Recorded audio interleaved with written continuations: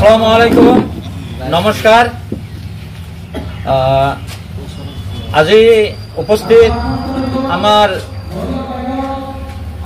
সাংবাদিক বন্ধু তথা মুরব্বিয়ান সমাজ আর আমার যুব বন্ধু, আজি মই এখন সংবাদ মেল আয়োজন করিছো। মোর নাম আয়ুব আলী মোল্লা।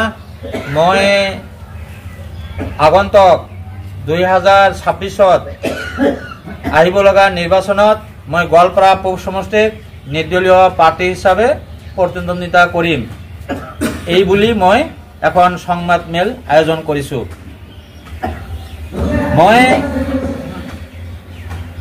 আজি 28 বছৰে মই মেডিকেলত স্বাস্থ্য বিভাগত মই চাকৰি কৰি আছিলো। পাছত মই নিৰ্বাচন খেলিম বুলি মই চাকৰিৰ পৰা ৰিটায়াৰ লৈছো।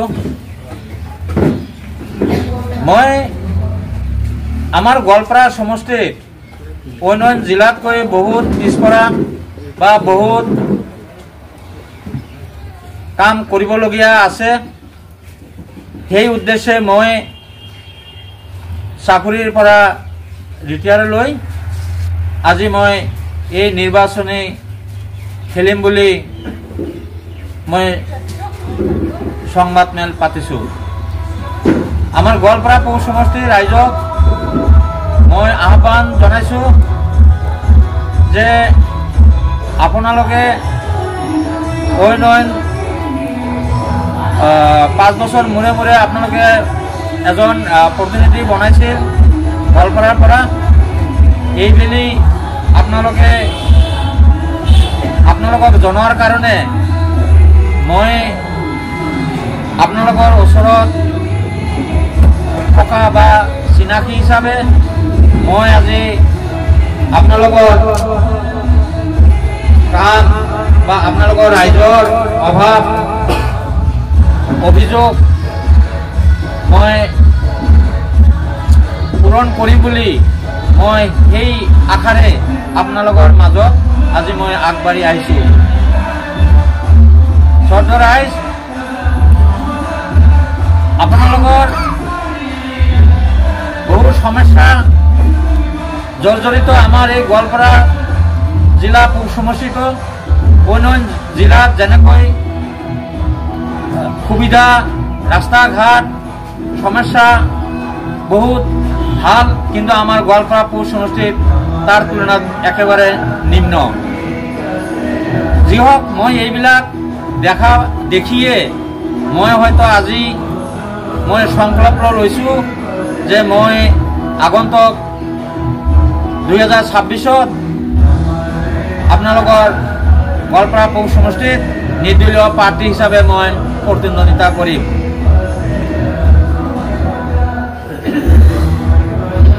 আগন্তক আহিব লগা যি ইলেকশ্যন বা আমাৰ যি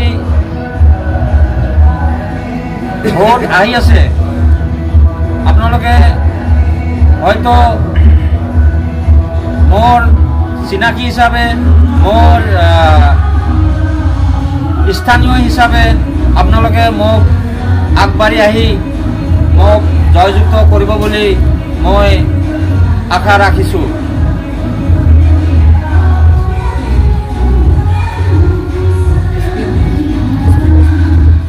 ৰাইজ, যদিও মই নিৰ্দলীয় হিচাপে মই প্ৰতিদ্বন্দ্বিতা কৰিম, আপোনালোকে হয়তো মনত কোনো সংকল্প নাৰাখি আপোনালোকে ভাবিব যে মই নিৰ্দলীয় জিকিলে হয়তো নিশ্চয় কোনোবা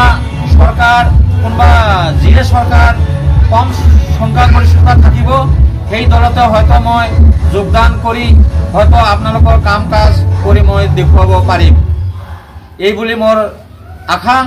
আৰু এই কাৰণে মই আপোনালোকৰ ৰাইজক আহ্বান জনাইছো যে আপোনালোকে এইবাৰ মোক নিৰ্দলীয় হিচাপে আপোনালোকে মোক জিকাই মোক আপোনালোকৰ অভাৱ অভিযোগ কাম কৰাত সুবিধা কৰি দিব বুলি মই আশা ৰাখিছোঁ।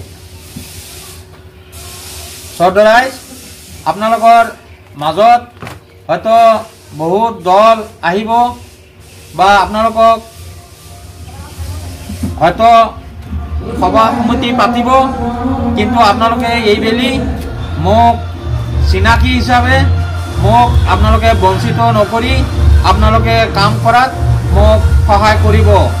আৰু মই এই আশা ৰাখি আজি মই আগন্তুক 26ত নিৰ্বাচন খেলিম বুলি মই আজি মোৰ ঘৰত এখন সংবাদমেল আয়োজন কৰিছোঁ। এই সংবাদমেলৰ যোগে আপোনালোকক মই আগন্তুক আমাৰ নৱবৰ্ষৰ নতুন বছৰৰ শুভেচ্ছা যাচি আপোনালোকক মই আন্তৰিক ধন্যবাদ জনাইছোঁ, যাতে আপোনালোকে মোক নিৰ্দলীয় হিচাপে বিপুল ভোটত জয়যুক্ত কৰি কাম কৰাত সুবিধা কৰি দিব বুলি মই আশা ৰাখিছোঁ। মই মহম্মদ আইয়ুব আলী মোল্লা, গাঁও চুটাৰপাৰা, গাৰোমাৰী। তেখেতক আমি অঞ্চলৰ স্থানীয় যুৱক হিচাপে এইবেলি গোৱালপাৰা পূব বিধানসভা সমষ্টিত নিৰ্দলীয় প্ৰাৰ্থী হিচাপে খেলিবলৈ আমি ৰাইজৰ পৰা মনস্থ কৰিছোঁ আৰু আমি ৰাইজৰ সমৰ্থন কৰিছোঁ। তেখেতে যাতে আমাৰ এইবেলি এই অঞ্চলৰ গোৱালপাৰা টাউনৰ পৰা নহয়, গ্ৰাম্য অঞ্চলত, গাঁও অঞ্চলত তেখেতে এইবাৰ MLA হৈ নিৰ্বাচিত হ'ব পাৰে, এই ধাৰণা আমি কৰি আমি সকলো অঞ্চলত যুৱক মুৰব্বী আদি কৰি তেওঁক সমৰ্থন দিছোঁ। আৰু তেখেতক এইবেলি আমি নিৰ্বাচন কৰিমেই নিৰ্দলীয় হিচাপে। কেইবাটাও ৰাজনৈতিক দল আছে, ৰাজনৈতিক দলক আপোনালোকে সমৰ্থন নজনাই এগৰাকী নিৰ্দলীয় প্ৰাৰ্থীক উঠাই দিয়াৰ কাৰণটো কি? কাৰণটো ৰাজনৈতিক দলে নিশ্চয় তেওঁলোকৰ কিবা সংবিধান আছে, সংবিধানৰ বহিৰ্ভূতত থাকে, সংবিধানৰ বিপৰীত কাম কৰিব নোৱাৰে, কিন্তু নিৰ্দলীয় কোনো সংবিধানৰ আওতাত নপৰে। নিশ্চয় তেওঁ সমৰ্থন এইকাৰণে কৰিছোঁ, যিকোনো দলত থাকিলে দলৰ কথাত চলিব লাগিব। তেওঁলোকৰ হাইকমাণ্ডাৰ থাকে, তেওঁলোকৰ নেতা থাকে, সেই নেতাৰ ওপৰতহে নিৰ্ভৰ কৰিহে দলবিলাক চলে। নিৰ্দলীয় কোনো দল নাই, নেতা নাই, তো নিজে নিজে অলি নল। সেইকাৰণে আমি নিৰ্দলীয় সমৰ্থন কৰিছোঁ। ৰাইজৰ সমৰ্থন কেনে পাইছে? সমৰ্থন ভালে। এইবালি আমি গোৱালপাৰা পূবত স্থানীয় যুৱক, গাঁৱলীয়া মানুহ, জোৱান মানুহ, তেওঁ নিৰ্বাচন এইবেলি তেওঁ এখন স্বাস্থ্যকৰ্মী আছিল, স্বাস্থ্যত তেওঁ কাম কৰিছিল জিকা হিচাপে। এইবেলি ভাবিছে যে আমি এইবাৰ গোৱালপাৰা টাউনত, চহৰত নকৰি গাঁৱত আমি নিৰ্দলীয় জয় কৰিম বুলি সকলোৱে সমৰ্থন